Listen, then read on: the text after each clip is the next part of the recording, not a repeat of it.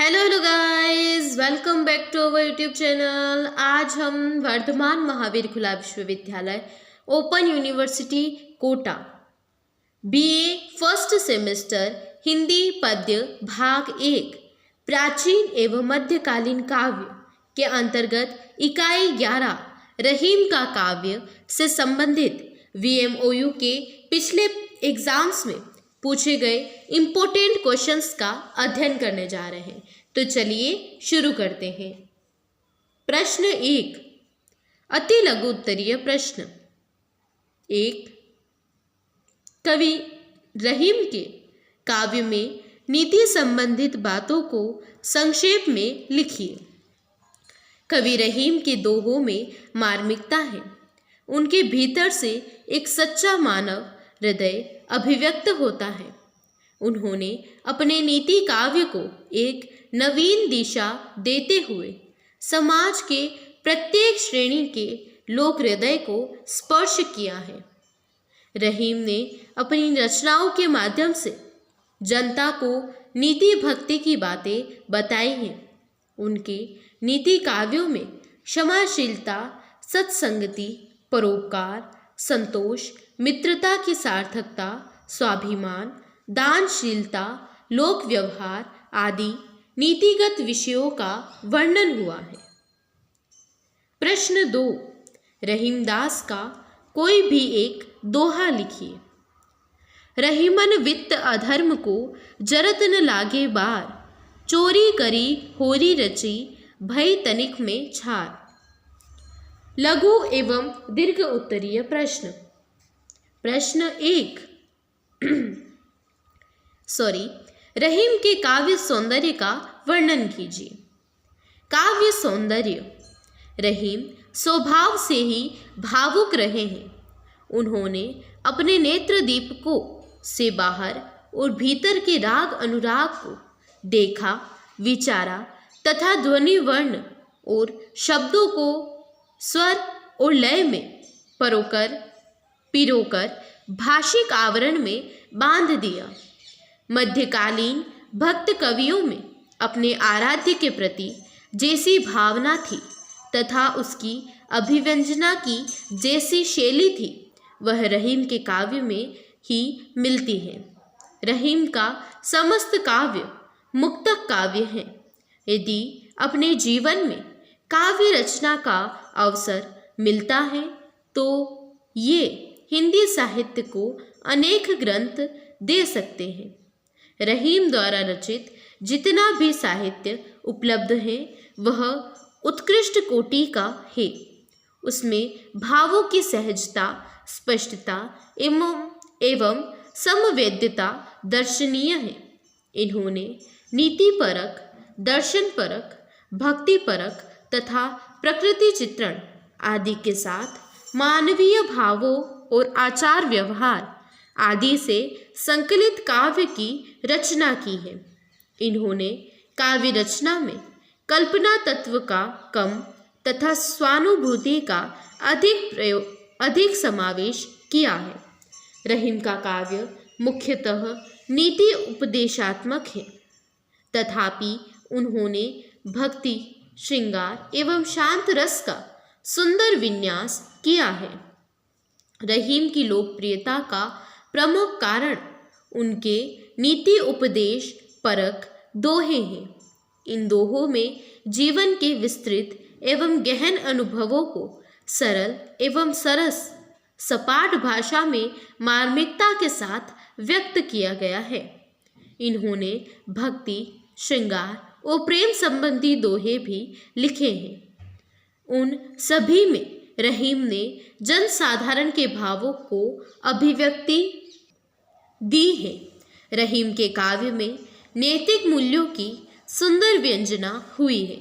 इस कथन को स्पष्ट कीजिए।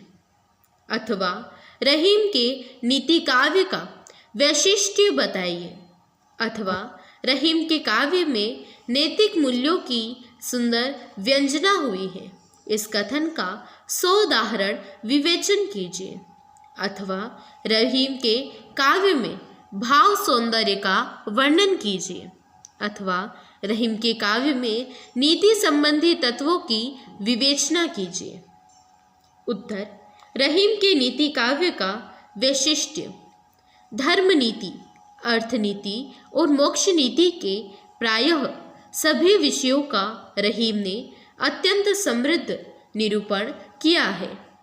सरस अनुभूति और लौकिक अनुभव की विशालता उन्हें किसी वर्ग विशेष में नहीं रहने देती और वे अपने नीति काव्य को एक नवीन दिशा देते हुए समाज के प्रत्येक श्रेणी के लोक हृदयों को छू लेते हैं। रहीम के दोहों में मार्मिकता है। उनके भीतर से एक सच्चा मानव हृदय अभिव्यक्त होता है। उन्होंने अपनी रचनाओं में वैयक्तिक और लोक जीवन के अनुभवों को ही स्थान दिया है। रहीम ने राष्ट्र की सेवा और जनता को जागृत किया है। अपनी रचनाओं के माध्यम से उन्हें नीति भक्ति की बातें बताई। राष्ट्रीय एकता, धर्मनिरपेक्षता के महत्व में रहीम का योगदान रहा है। रहीम का जीवन राजनीतिक जीवन था, किंतु उनका काव्य प्रयोजन मानव जगत के लिए था। क्षमाशीलता, दोहावली में मनुष्य के व्यवहारों का वर्णन किया गया है। महान व्यक्ति अपने व्यवहार से और भी महान बन जाता है। रहीम कहते हैं कि क्षमा करना बड़ों का कर्तव्य है, छोटों का कार्य उद्दंडता करना ही है, क्योंकि इससे बड़ों का महत्व कम न होकर अधिक होता है। जिस प्रकार से भृगु ऋषि द्वारा भगवान विष्णु के वक्ष स्थल पर प्रहार करने से विष्णु की महानता घटी, अपितु इस क्षमाव्रति से तो विष्णु का सम्मान ही बढ़ा। क्षमा बड़न को चाहिए, छोटन को उत्पात, का रहीम हरि को गट्यो, जो भृगु मारी लात। वाणी का महत्व, रहीम ने वाणी के महत्व को अंकित करते हुए उसके प्रयोगकर्ता के विवेक को महत्वपूर्ण माना है। रहीम इस प्रकार से स्पष्ट करते हैं कि तलवार न तो लोहे की है और न ही लोहार की, वह तो प्रहार करने वाले की बुद्धि पर निर्भर करती है। इस प्रकार शब्द रूपी तलवार भी व्यक्त करने वाले के विवेक को प्रामाणिक करती है। लोहे की न लोहार की, रहीमन कही विचार, जे हनी मरे मारे शीस पे, ताही को तलवार। धर्म की मिथ्या दर्प, रहीम कहते हैं कि मनुष्यों, तुम अनैतिकता से धन अर्जित तो कर रहे हो, किंतु इस आचरण से अर्जित किए धन को नष्ट होते हुए क्षण की देरी सी नहीं लगेगी। जैसे चोरी करके होली की सामग्री को जलकर नष्ट होने में क्षण शर की सी देरी नहीं लगती है। रहीमन वित्त अधर्म को जरत न लागे बार, चोरी करी होरी चरी रची, भय तनिक में छार। सत्संगति, शक्तिकाल के नीतिकारों ने सत्संगति को महत्व बहुत दिया है। कविश्रेष्ठ रहीम का विचार है कि जिसके संसार उत्तम है, कुसंगति उसका कुछ नहीं बिगाड़ सकती। जो रहीम उत्तम प्रकृति का करी सकत कुसंग, चंदन विष व्याप्त नहीं लपटे रहत भुजंग। याचक प्रवृत्ति की निंदा, रहीम ने शिक्षावृत्ति के लिए कहा है कि कभी भी किसी से कुछ मांगना नहीं चाहिए, मांगने से तो मरना ही श्रेष्ठ होता है। मांगन मरण समान है, मत कोई मांगो भीख, मांगन से मरना भला, यह सद्गुरु की सीख। परोपकार की महिमा, मनुष्य अन्य जीवों से सर्वश्रेष्ठ जीव है, अतः परोपकार उसका परम आभूषण माना गया है। तभी तो महाराज शिवी और दधीची के उदाहरण विश्व विख्यात है। रहीमन पर उपकार के करत न भारी बीच, मांस दियो शिवी भूप ने, दानहु हाड़ दधीच। संतोष का महत्व। मनुष्य को सुख शांति तभी मिल सकती है जब मन में संतोष रूपी धन का निवास हो। जिस प्राणी का अंतःकरण संतोष शव में प्रवृत्त हो जाएगा, तब सांसारिक संपदा धूल के समान अर्थहीन प्रतीत होने लगेगी। गोधन, गजधन, बाजी धन और रतन धन खानी, जब आवे संतोष धन, सब धन धुरी समान। कुपुत्र की निंदा। पुत्र परिवार का दीपक होता है, जिसके कंधों पर छवि परिवार का बोझ होता है। पुत्र के बिना मनुष्य सद्गति प्राप्त नहीं कर सकता, लेकिन रहीम कपूत को परिवार का अंधेरा मानते हैं। जो रहीम गति दीप की, कुल कपूत गति सोए। बारे उजियारे करे बढ़े, अंधेरो होए। मित्रता की सार्थकता। हित साधन की दृष्टि से मित्रता सबसे अधिक वांछनीय है। वस्तुतः विपत्ति कसौटी का ऐसा माध्यम है जो क्षण मात्र में मित्र अमित्र की पहचान करा देती है। रहीमन विपदा हूँ भली, जो थारे दिन होए। हित अहित न जगम के, जाने परी सब कोय। मित्रता शी समान स्तर की ही फलदायी होती है, क्योंकि असमान स्तर की मैत्री का निर्वाह प्रायः कम संभव होता है।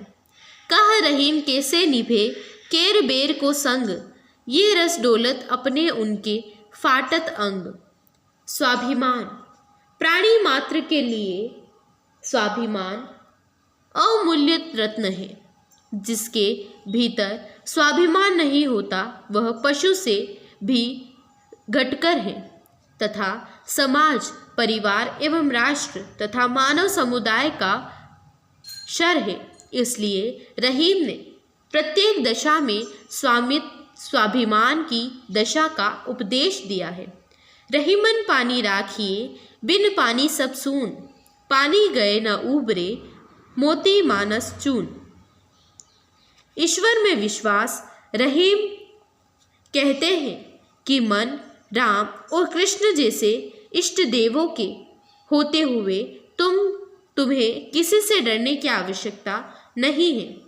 ईश्वर विश्वासी दुर्जनों से भी नहीं डरते हैं, तो जुआरी, चोर, लवार उनका बिगाड़ ही क्या सकेंगे, जबकि इन सब का सिरमौर उनका इष्ट देव स्वयं माखन चाखन हम हैं। रहीम को का करे, जारी चोर लवार। जे पत राखन हार है, माखन चाखन हार। स्वार्थ का लक्षण। स्वार्थी लोग अन्यों को कष्ट देकर अपने को सुखी समझते हैं। वह इसके लिए निष्ठ मार्ग भी अपनाता है। रहीम ने ऐसे व्यक्तियों के लिए बबूल का प्रतीक चुना है, जो पथिक के रास्ते में कांटे बिछाकर दुख देता है। आपने काहू काम के, डार पात फल मूल। ओरन को रोकत फिरे, रहीमन पेड़ बबूल। लोभ, मोह या विसर्जन। रहीम ने मोह का वर्णन करते हुए कहा है कि प्राणी संसार की नश्वरता को जानते हुए भी उसके वशीभूत हो जाता है। कागद गोसो पुतरा, सहज ही में गुल जाए। रहीम न यह अचरज लख्यो, सोस खेचत वाय। दानशीलता। दान की श्रेष्ठता की चरितार्थता का प्रतिपादन करते हुए रहीम कहते हैं कि सदैव उत्साह तथा विनय पूर्वक दिया गया दान ही सार्थक होता है। रहीमन रहिला की भली जो, परसे मन लाए। परसत मन मेला करे, वा मेदा बह जाए। लोक व्यवहार। रहीम के नीति परक विचार अनुभवी की भट्टी से तप्त होकर निकले हैं। वे दुष्ट को कभी साम दाम दंड व भेद की नीति से वश में करने की नीति के पोषक हैं। रहीमन चाक कुम्हार को, मांगे दिया न कोई। छेद में डंडा डारी के चाहे नांद ले ले। रहीम मानते हैं कि दुर्जनों के साथ कितना भी उपकार क्यों न किया जाए, किंतु वे अपनी आदत से बाज नहीं आते। रहीमन लाख भली करो, अगुनी अगुन न जाए, रागत सुनत पय पीत हूँ, सांप सहज धरी खाए। व्यंग में विश्वास। रहीम भी शज्ञ की प्रबलता में विश्वास रखते हैं और मानव को शज्ञ के हाथ की कठपुतली मानते हैं। जो नाचत कठपुतली करम नचावत गात, अपने हाथ रहीम जो नहीं आपने हाथ।